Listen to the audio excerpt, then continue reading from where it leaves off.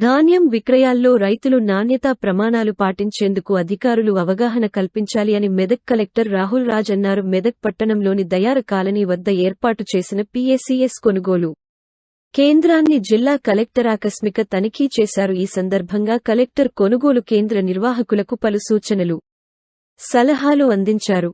ఈ సందర్భంగా ఆయన ధాన్యం కొనుగోలు గురించి రైతులతో నేరుగా మాట్లాడారు.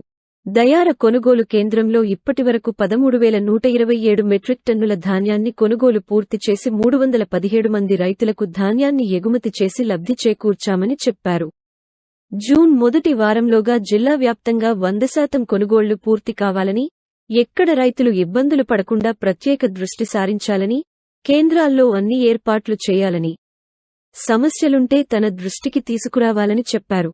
ఇప్పటివరకు జిల్లాలో 2,12,041.600 క్వింటాళ్ల ధాన్యం సేకరించి రైస్ మిల్లులకు తరలించడం జరిగిందని, 49,130 రైతులకు 341.69 కోట్ల రూపాయలు చెల్లించగా, అదేవిధంగా ఖరీఫ్లో 80,074 రైతుల నుండి 3,28,718.800 మెట్రిక్ టన్నుల ధాన్యం కొని 724.17 కోట్లు చెల్లించామన్నారు.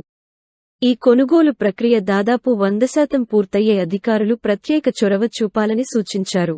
ఈ కార్యక్రమంలో జిల్లా పౌరసరఫల అధికారి బ్రహ్మరావు, మెదక్ తహసీల్దార్ శ్రీనివాస్, సిబ్బంది తదితరులు ఉన్నారు.